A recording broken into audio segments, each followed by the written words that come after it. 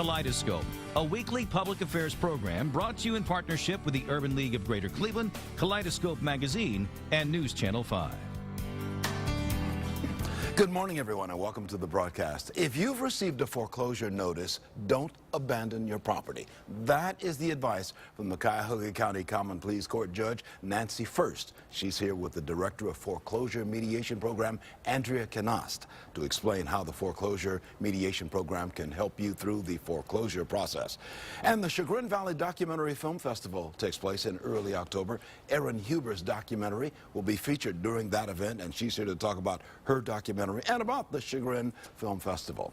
Later in the broadcast, Ana Maria Velez and Victoria Navarrete will talk about the annual Light the Night Walk hosted by the Leukemia and Lymphoma Society on October the 13th. Good morning, everyone. I'm Leon Bibb. This is Kaleidoscope, and so we begin. Beginning with Judge Nancy First of the Cuyahoga County Common Pleas Court, who's seated right next to me, and on the outside there, Andrea Canast, who's Director of Foreclosure Mediation Program. Good to have you both with us. Thank you so much for having us. Judge First, let's begin with you. Tell me about the first off, the foreclosure process. Your court is involved in trying to help people save their homes. Tell me about that. Right.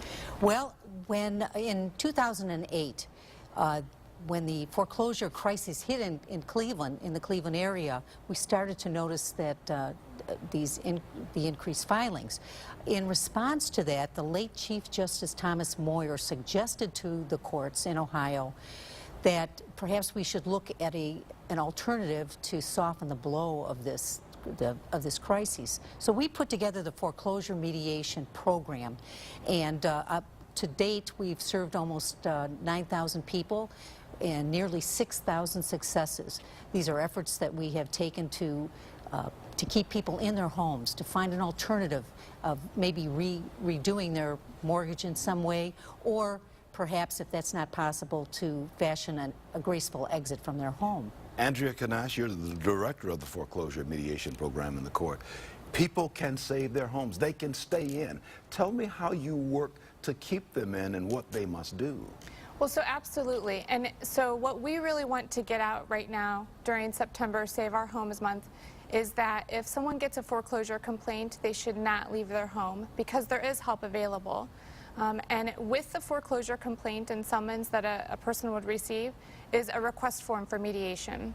So they can fill out that form, send it back to the court. We evaluate it and determine if the case is suitable for mediation. And if so, then it's really an opportunity for the property owner to sit down with their servicer or their bank face to face at a table and talk about what was the hardship that led them into foreclosure and what their financial situation is like right now and how we can maybe turn it around. I've got a lot of people, certainly thousands of people already interested. We're going to put a phone number on the screen as we continue our discussion. 216-698-7138. You can get more information on everything we're talking about. There's the phone number. And there's a website, as you see at the bottom of the screen, cp.cuyahogacounty.us/save our home. Write that down. We'll keep that up for a little bit. People, you work with both sides, with the bank and with the homeowner who's facing the foreclosure problem, right? Well, after someone has applied for this mediation process, Andrea's group will take the application, we'll make sure that everything is in place. If they're accepted into the mediation program, the foreclosure process is then suspended for a period of time so that we can determine whether or not the parties might work something out. The judges take care of the legal end. This foreclosure mediation program is an alternative or a dispute resolution. So, but the folks got to get involved in the program. They've got to link up with you, right, Andrea? That's right. And you know, there are so many new options now, you know, than there were even when we started this program 5 years ago. And so what we hear a lot of the time is that a property owner has already called their bank or their servicer maybe 2 years ago and they told them there was nothing that they could do. But that doesn't mean that that's the same answer today. And so that's why we really encourage property owners to continue reaching out for help if they want to keep their home. What should a property owner do right now to prepare for the mediation process once they make the phone call and the contact with your organization? Sure. Well, number one, they need to start saving their financial documentation. So pay stubs, bank statements, utility bills, things like that. You would be surprised at how many people say that they get them in the mail and then shred them immediately. So start saving your financial documentation. The second thing, start saving money. No one's accepting a payment while the case is in foreclosure. So take that opportunity to set aside as much money as you can every month, so that when the time comes and hopefully you're able to start making a payment again, you have those resources available. Judge, first, I know we're talking about Cuyahoga County, Yes. because you're a common pleas court judge here in Cuyahoga County. Are other counties calling you saying, hey, Judge, Nancy First, tell me about this. How can we get involved in Well, this? we have been happy to set Andrea and her group on the road. They have testified in congressional hearings in Washington, D.C. With Judge Eileen T. Gallagher, who was the original judge. She's now moved on to the appellate court, but she was instrumental in making this program work as well. We've also had Andrea go statewide and let people know how to set up this type of program. So if they find it valuable, they'll be able to do it also. In our final minute, we were kind of like ground zero right here in Cuyahoga Yes. County on the foreclosure when it hit several years ago, That's weren't correct. we? Yeah. And we could see that. We could almost see that coming. Different waves of predatory lending, bad loans, adjustable rate mortgages, loss of jobs. There are all kinds of things that factor. But the important thing is for people to know when they are at this point with their troubles that they should not bury their head in the sand. Don't leave your home if you received a foreclosure summons, because there might be an alternative for you. Stick with it. Right. Phone number is 216-698-7138. There's a website down at the bottom of the screen, and certainly make a phone call and you can get more information from Andrea Canast, who's director of the Foreclosure Mediation Program, and from Judge Nancy First, who's the Cuyahoga County Common Pleas Court Judge. Thank you so much for being Leon, with thanks for helping us get the word out. Oh, we want to keep folks in their homes. Yes. Home sweet home. That's what it means. Thank you. Thank you so much. Thank you. Taking a break right now. In a moment, we'll be right back. We'll talk about the Chagrin Documentary Film Festival. But first, these words. You're in touch with Kaleidoscope. I'm Leon Bibb, and I'm glad to have you with us, too. The annual Chagrin Documentary Film Festival takes place October the 2nd through October the 6th. Erin Huber's documentary she's here. She's one of those who's going to be featured during the festival, and she's here to talk about her documentary, Making Waves from Cleveland to Uganda, and about the film festival, which takes place in Chagrin. Good to have you with us, Erin. Thanks for having me. Yeah. Tell me about the Chagrin Documentary Film Festival. I assume it takes place in Chagrin Falls, Ohio. Yes, Yeah. yes, in the village of Chagrin Falls. It takes place October 2nd through the 6th this year, and our documentary will be screening October 5th at 10 a.m. at the Intermediate School.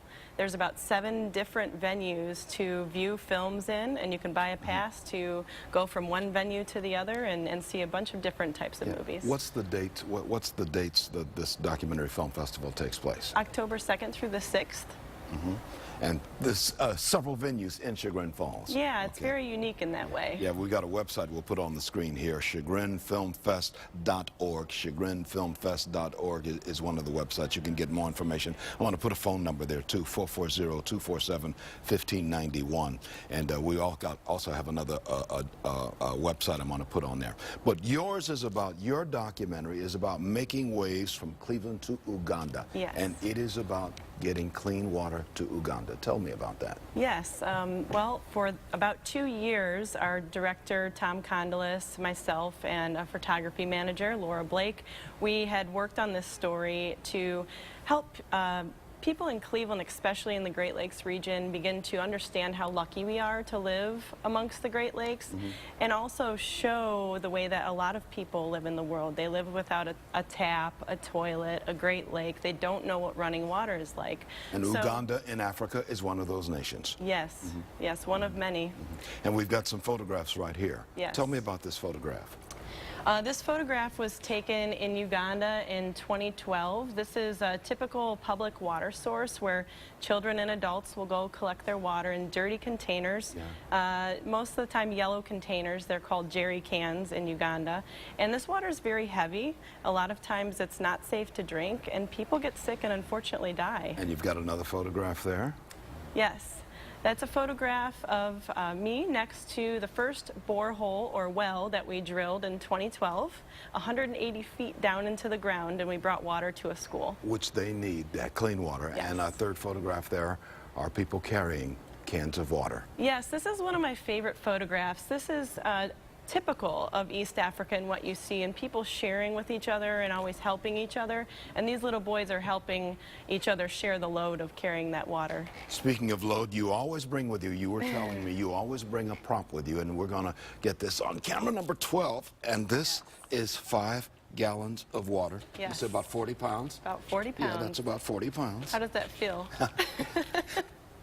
This is a lot of water to carry. Why do you take this with you? Well, I take that with me because I think it's very important for people to feel these things instead of just hearing about them. And with the movie, I think it's very important for people to see these things they may not get to see in their own lifetimes, but I think it helps people kind of wake up and start to appreciate what they have. And when people in Uganda, those who need clean water, when they find it, or as clean as they can get it, they carry it in containers like this. How far Yes. might they carry a container like this? Ooh, they can carry a container like that a few miles, especially the children, before and after school every day. A lot of times with no shoes, no breakfast, no parents, no food. It's not an easy life. So how can we help? Well, there's a lot of ways you can help. Begin to appreciate what we have here in the Cleveland area in our Great Lake. Help take care of it.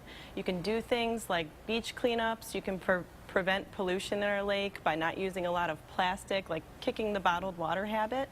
And then you can also donate funds to help build these wells in East Africa so these children can have the same opportunities that our kids have. We've got another website we'll put on the screen called Drink Local, DrinkTap.org, correct? We've got that on the screen as well, drinklocaldrinktap.org, and that's about that. Let's talk a little bit about, we've got a couple of seconds remaining, about the Chagrin Film Festival. Sure. What other kinds of films are we going to see there between October the 2nd and the 6th in Chagrin Falls? Well, I know there's a very large variety of films this year. Our film is specifically in the environmental film section. There's a lot to be seen. I haven't been able to view any of them myself. But I know that there are a few from local filmmakers as well. All quality documentary stuff. All very That's quality. how they got into the film festival Exactly. to begin with. And it runs October the 2nd through the 6th, and you've got several locations where they can be viewed. Yes.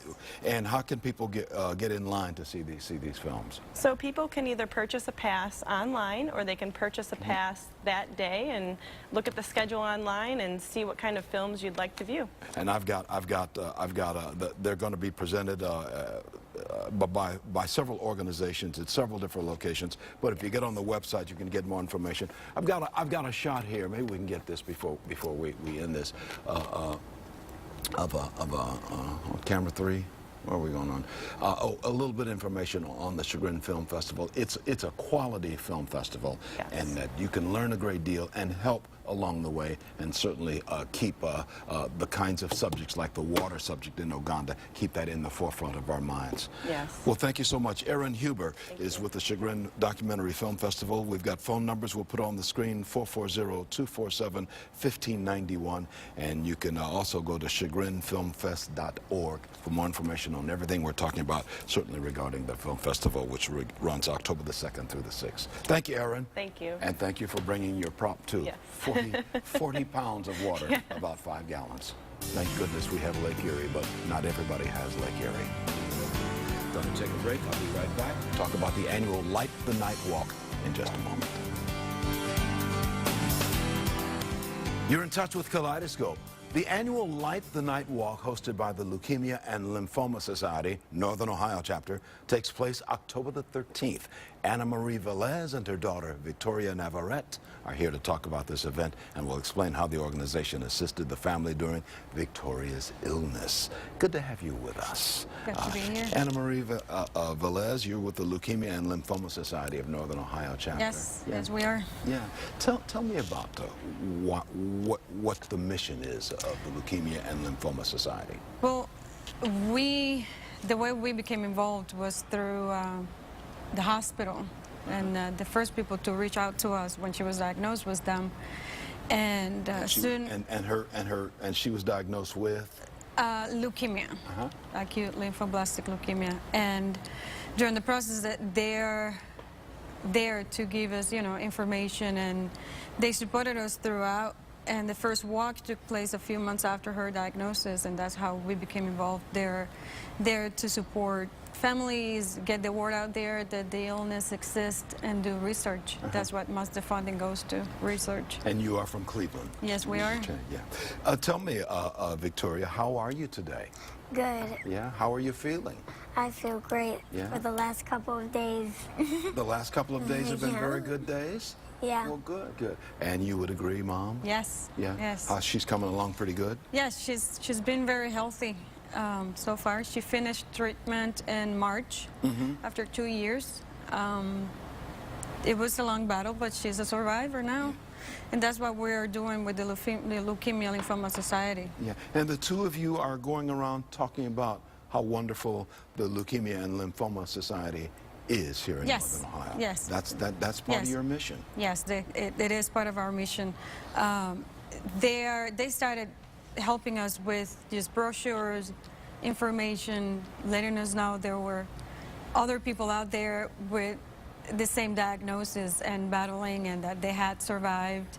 And that gave us hope, and that's what we're trying to do as well. Just It's a wonderful thing. give other people the same hope that they provided to us at the time. You're going to talk about that at the Light the Night Walk Yes, we on are. Sunday, October the 13th Yes. at the Wade Oval in University Circle. That's right in front of the Art Museum, the big pond of water, the Yes. oval of water Yes. right there. What happens at Light the Night? What are you going to talk about? And the others there, what are they going to talk about? I mean, the event takes place at 5:30 and it ends around 9. We get light balloons. We walk when the lights are out, and it's just so to create awareness that the illness is there. We need support. And Victoria is not alone. There's other survivors that are going to be talking with her in the event. There's other 3 or 4 more survivors that will be on stage with her. There's a lot of people walking and raising funds for this event. And then we raise money for research into leukemia and lymphoma. Once again, it's going to be Sunday, October the 13th at the Wade Oval, which is in University Circle. Once you find the art museum, the big art museum right there at Euclid Avenue, you can see it from Euclid Avenue in University Circle. Starts at 5 o'clock and goes until roughly 9 o'clock. Right. You're going to be there, right, Victoria? Yeah, what are you going to tell the people who come to see you and the others? What are you going to say? I'm going to tell them my story and what happened from the beginning. Yeah, from the very beginning. Yeah. You're 7 years old, and you've got quite a story to tell, don't you? Has the Leukemia and Lymphoma Society been good for you personally? Yeah. Yeah? They make you smile? And the doctors and the nurses and the other medical people have Yeah. helped you live a better and healthier life, right? Yeah. Yeah, yeah. So you're feeling okay today? Yeah. Yeah. How old are you? 7. 7? What grade are you in? 2nd. 2nd grade? What's your favorite subject in school? Music. Yeah? You like to play music and listen to music? Yeah. Yeah. I like music as well. It's a good thing. You bring music to us, you know that simply by being here. Right. There's music in you. That's a good thing. I think so. Anna Marie, you're very proud of your daughter for I how am. she's been able to deal with this. Yes. Yeah. It's been a journey, but she kept us all together. She was the one supporting the ones on the other side. She was the one sick, but she was the one giving us all the support. You've drawn a strength from her. Yes, A definitely. 7-year-old has given strength to mom She was and 5 dad. at the time. Uh-huh. She was 5 at the time when she was diagnosed, and she was the one keeping everybody in place and letting us know that everything would be fine. And everything is fine. Yes. Well, God bless you. Good to have you with us. Let me put a phone number on the screen. There you see it right there, 216-264-5691. lightthenight.org/NOH. lightthenight.org/NOH. More information on everything we're talking about.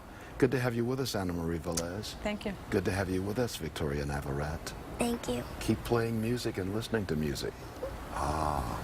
Love you too. We're going to take a break. I'll be right back with the Morning Exchange and Marshall Maccabee right after this.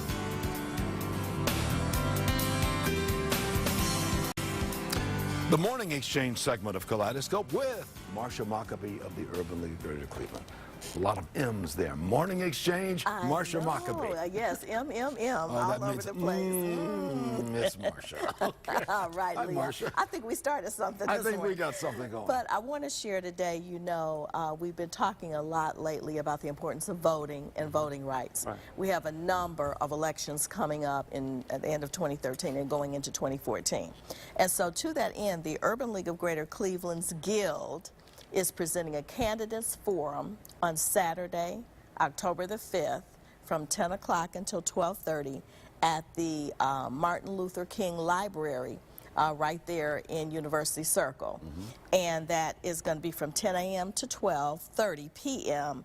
It is co-sponsored by both the Democratic Committee as well as the Republican Committee, so that we remain nonpartisan and we everybody's take there. care of everybody. Exactly. And the races that are going to be represented are county exec, mayoral elections, county council, Cleveland City Council, and even judicial races. So you can come and mingle with the candidates, hear what they have to say, as well as the current officials that are in those positions. And where's this going to be once again? This is going to be at the Martin Luther King Public Library right there in University Circle on Stokes Boulevard. That's on Stokes Boulevard, Yes. right next door to the police station, the big police station there, Yes. right near the intersection of Stokes Boulevard and East and Euclid Avenue. Right there in University Circle, the Yes. MLK branch of the Public Library. What time do we start, Marsha? We start at 10 o'clock a.m. 10 and go a.m. to 12:30 p.m. Okay. There will be a the event is free and open to the public, and a continental breakfast will be served. Candidates will be there saying, They will be "This there." is what I promised to do if elected." Yeah, absolutely. But it's a good thing because It is. you find out what the candidates say they want to do, and then you can make your choice as to how you want to vote. Absolutely. You need information to make good decisions. Once again, the Urban League Yes. gets us out there, keeping us involved with our citizenship in our country. Absolutely. Thank you, Marsha. Thank you, Leah. That's going to do it. All We got right. to go. Take care, Yes. everybody, and be well.